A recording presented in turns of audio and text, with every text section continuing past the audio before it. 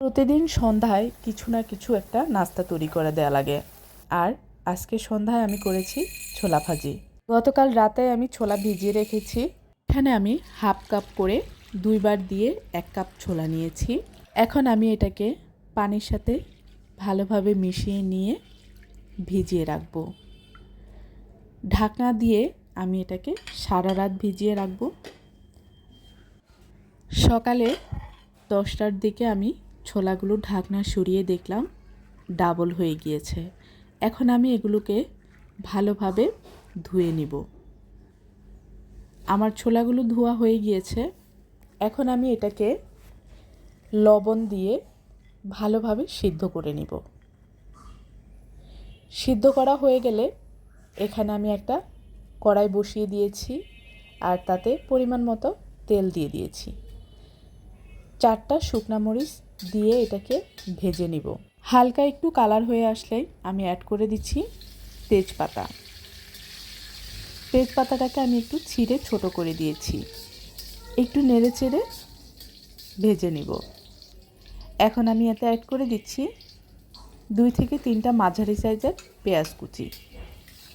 ভালোভাবে পেঁয়াজ কুচিটাকে নেড়ে চেড়ে মিশ্রণটার সাথে মিশিয়ে একটু কষিয়ে নিব।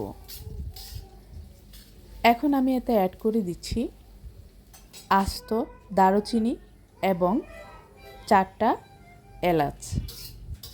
আবারও মিশ্রণটাকে ভালোভাবে মিশিয়ে নেব।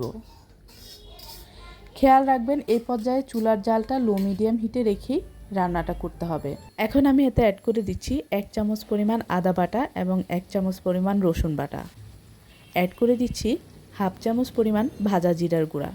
অ্যাড করে দিচ্ছি স্বাদ মতো মরিচ গুঁড়া, সামান্য পরিমাণ হলুদ গুঁড়া। এখন আবারও ভালোভাবে সবগুলো মিশ্রণ আমি একসাথে করে কষিয়ে নিব।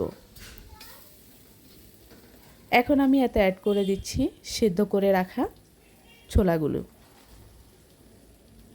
ভালোভাবে ছোলা এবং মশলার মিশ্রণটাকে মিশিয়ে 2 থেকে 3 মিনিট এটাকে কষিয়ে নিতে হবে।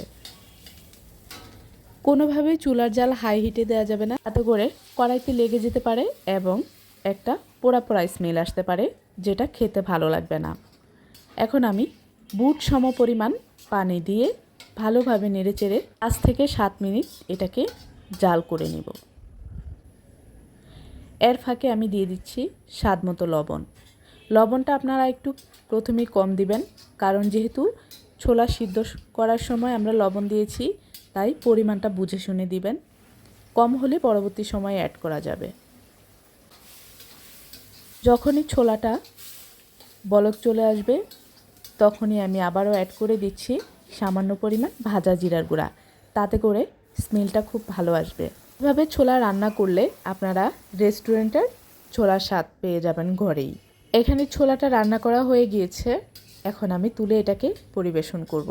আমি বেশিরভাগ সময় এইভাবে ছোলা রান্না করে ফ্রিজে রেখে দেই, তাতে করে সন্ধ্যার সময় নাস্তা করতে গেলে আর তেমনটা ঝামেলা পোহাতে হয় না।